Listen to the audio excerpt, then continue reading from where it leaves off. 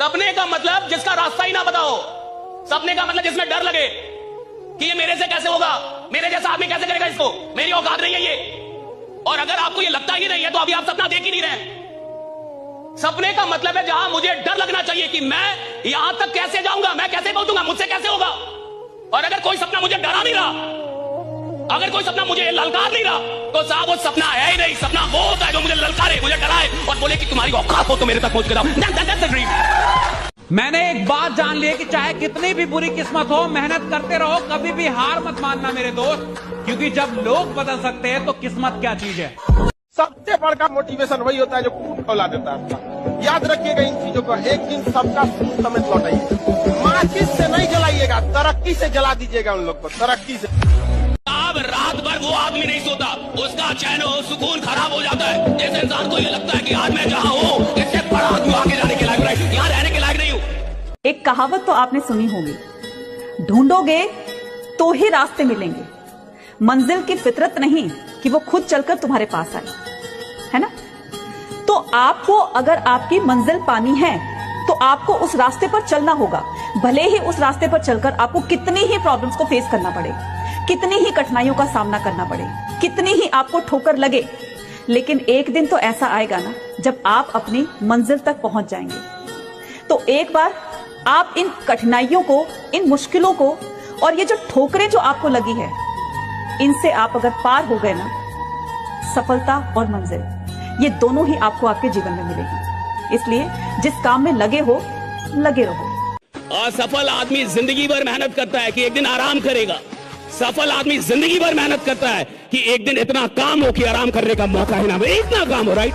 इसको जब भी पढ़ने का मन न करे तो याद रखिएगा आपकी माँ के आंख में आपका सपना है, आपकी माँ इंतजार कर रही होगी यहाँ पर। भले आप में इसमें से बहुत सारे बच्चों का घर टपक रहा होगा, इस टाइम गांव का घर जो होगा उनका टपक रहा होगा, किसी के गांव के घर में पानी घुस गया होगा, लेकिन माँ बाप आधा पेट खा के आपको पैसा दिए होंगे कि मेरा बेटा बेटी वहाँ बढ़िया से पढ़ेगा, उसको कोई दिक्कत नहीं होगा। भले अपने ना खाए लेकिन एक बार आपको खुशी होगी, अपना कम खा के आपको पैसा टाइम से भेज देती होंगी कि बाबू को कहीं बोलने बबनी को कोई दिक्कत ना हो। इसके बाद भी पूछती हो, और इसके बावजूद अगर आप यहाँ अगर ऐसे कर अपने माँ बाप का पैसा बर्बाद कीजिएगा तो याद रखिएगा जो अपना नहीं हुआ ऊपर वाला भी उसका नहीं होता।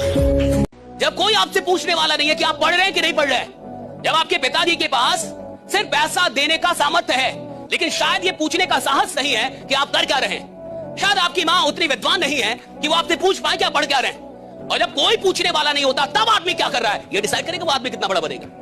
भैया पूछे, बॉस की उपस्थिति में तो एक नालायक एम्प्लॉय भी काम करता है, लेकिन जो एम्प्लॉय बॉस के ना होने पे भी ईमानदारी से मेहनत करे, एक दिन बॉस भी वही बनता है साहब। राइट। हाँ, लड़की तुम्हारे पीछे थोड़ी भागती कि आजा बर्बाद कर दूं, आजा बर्बाद कर दूं, तुम ही भागते हो कि मुझे बर्बाद कर दो, मुझे बर्बाद कर दो, कर देती।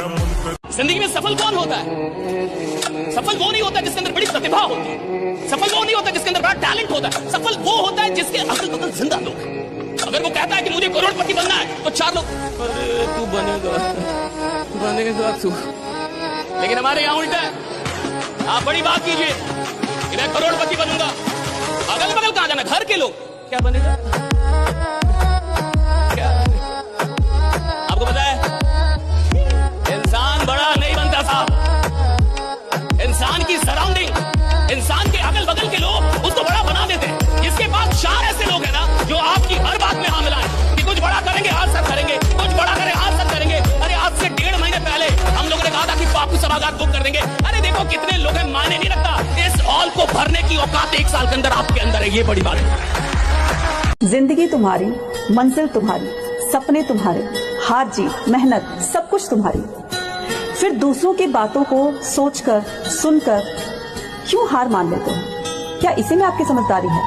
जब सब कुछ आपको खुद ही करना है, मेहनत खुद करनी है, अपनी मंजिल को खुद पाना है, तो इसके लिए आपका कोई और साथ नहीं देगा, आप खुद अपना साथ बनोगे।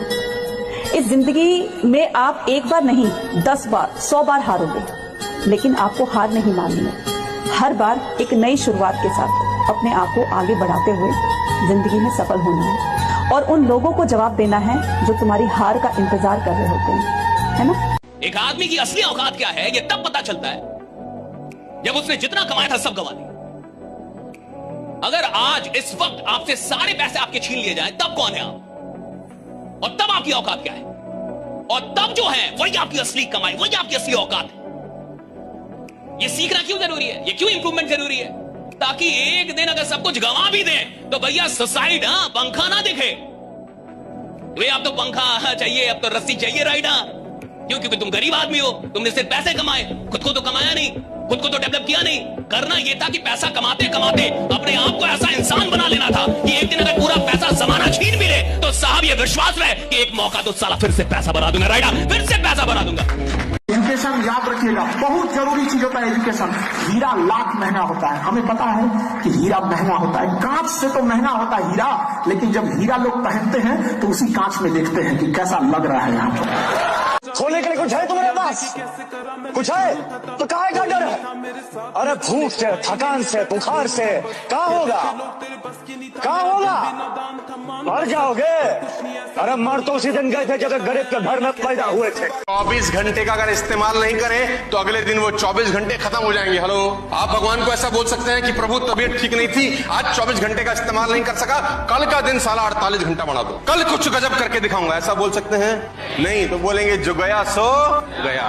If you do not use it you simply lose it. तो आपके पास जो पोटेंशियल है, जो ताकत है, जो एनर्जी है, अगर आपने उसका इस्तेमाल नहीं किया गाइस, तो एक बात ध्यान से समझना और सुनना, वो रखी नहीं रहेगी, वो समाप्त हो जाएगी। यानी डरपोक हूं क्या मैं? यानी मेरे को डर है? और अगर मेरे अंदर जिगरा है और मैं नंबर 1 बनने की औकात रखता हूं तो साहब जिस फील्ड में भी जाऊंगा पहले पता करूंगा नंबर 1 कौन है, साला उसका हिस्ट्री ज्योग्राफी सब पता करके और उसकी औकात लगाने की तैयारी करूंगा। First become rich then become philosopher. ये शाहरुख खान ने सबसे जबरदस्त बात बोला था, पहले अपने पैर पे खड़े। रिच का मतलब ये नहीं कि नोट छापने लग जाओ, अंबानी अडानी रिच नहीं, तो पहले अपने पैर पे खड़े हो जाओ, उसके बाद भाषण देना। First become rich then become philosopher. अपने पैर पे पहले खड़े हो जाओ, उसके बाद समाज को सिखाना क्या सही है क्या गलत है, नहीं तो चल जाओगे कूड़ा के भाव में। बहुत आदमी फिलोसफी आए और चले गए, और गांव में लोग जब लौट के जाते हैं ना तो लोग कहते हैं कलेक्टर साहब आ रहे हैं, मजाक उड़ाते हैं। तो अभी एकदम उम्र किस चीज का है? शांति से पढ़ने का। If you don't like the rule, follow the rule, go on the top, change the rule. 3 साल, ये मैंने अपनी जिंदगी से सीख लिया। 3 साल लगते हैं, किसी भी मैजिक को होने में 3 साल लगते हैं। हो जाता है, सुपर मैजिक नहीं होगा तो स्मॉल मैजिक हो जाएगा, पर मैजिक होगा। तुम्हारी जिंदगी जहां पे भी होगी वहां से मैजिक होगा। 1 दिन में, 2 दिन में, 3 महीने में नहीं हो पाएगा। और जब भी ऐसा लगे तो आपको ये लाइन याद दिलाना अलग सर की अपने अच्छे टाइम में हर कोई होल्ड ऑन करता है, जो अपने बुरे टाइम में होल्ड ऑन करता है वो योद्धा होता है। जीवन में एक चीज हमेशा याद रखना, सब लोग गांठ बांध के, जितना आपके चाहने वाले हैं उससे 4 गुना आपको गिराने वाले होंगे। ये हमेशा जीवन में याद रखना। हमको लगभग 20 मिलियन लोग चाहने वाले हैं, तो 20 को 80 मिलियन लोग दीर्घ दृष्टि से देखते होंगे कि एक मौका मिल जाए इसको जमीन में न गाड़ दे तो कहेगा, लेकिन मौके नहीं मिलते हैं। कल कोई नहीं जानता भाई, किसी का फ्यूचर किसी को नहीं पता। आप यहाँ से मेहनत करेंगे, करते जाएंगे, कदम आगे बढ़ाते जाएंगे।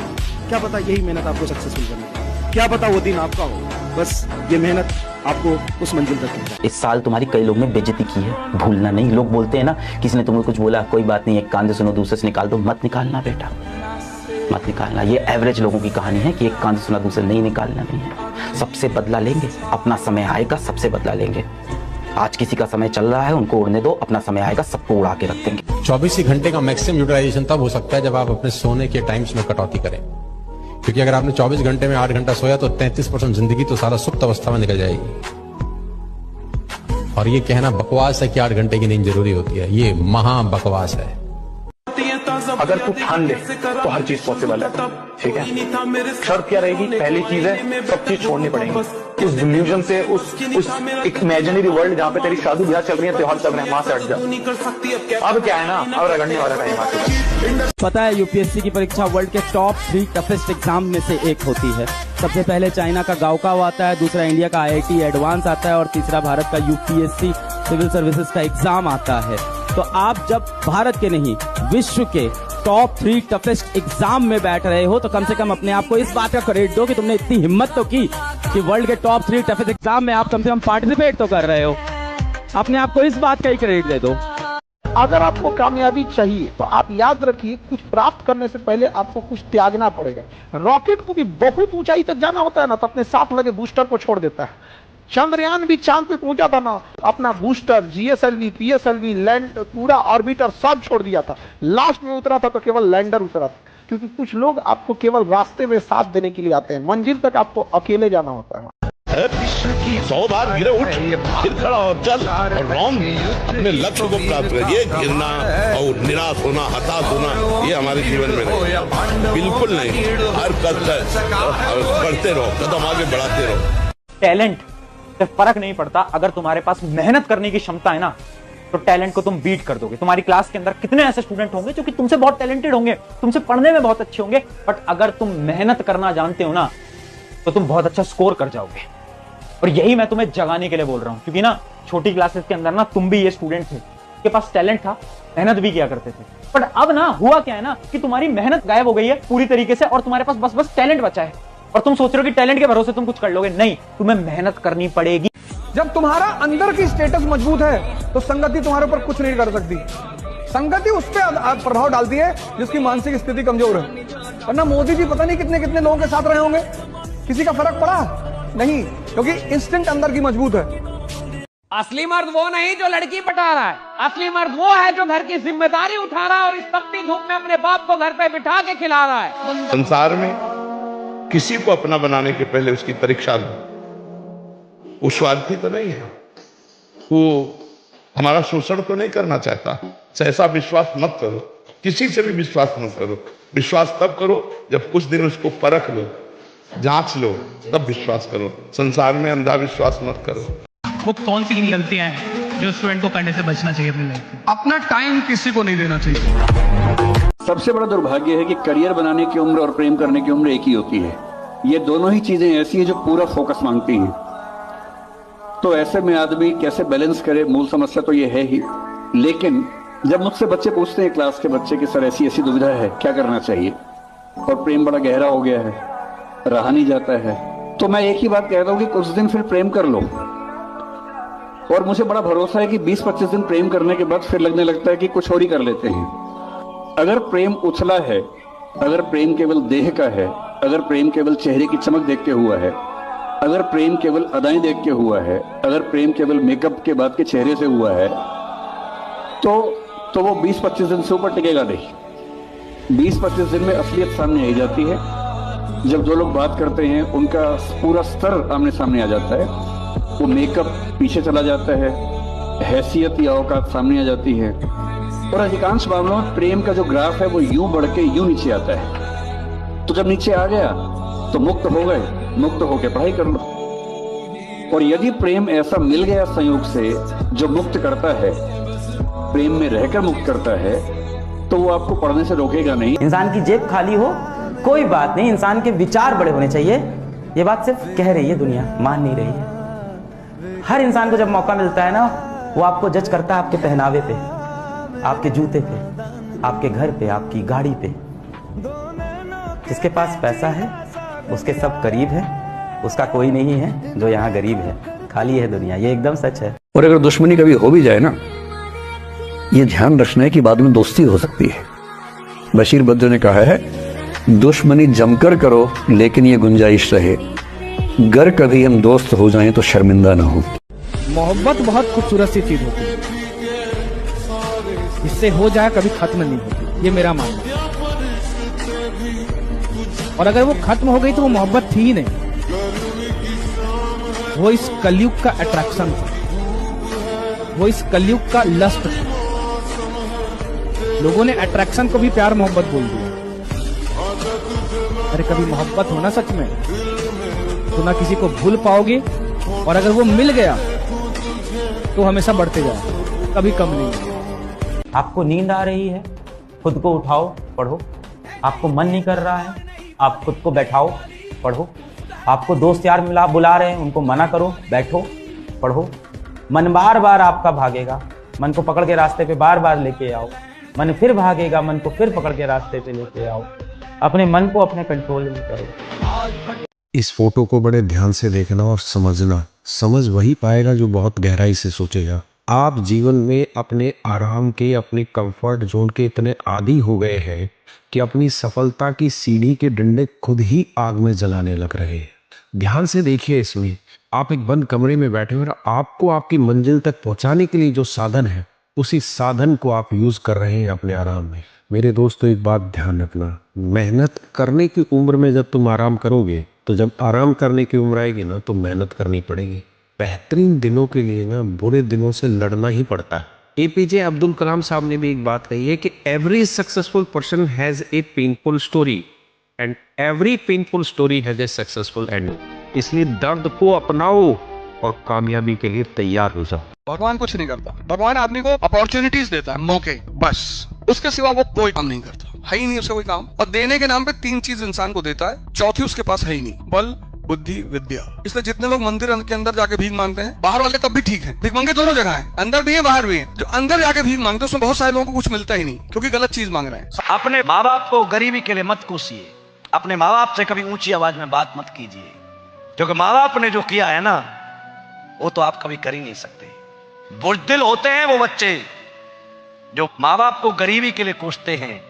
अरे कर्मशील बच्चे तो अपने माँ बाप को नोटों से तौलते हैं। देखिए, मजाक वो ही अच्छा जिसमें दोनों हंस रहे हैं, कहने वाला भी सुनने वाला।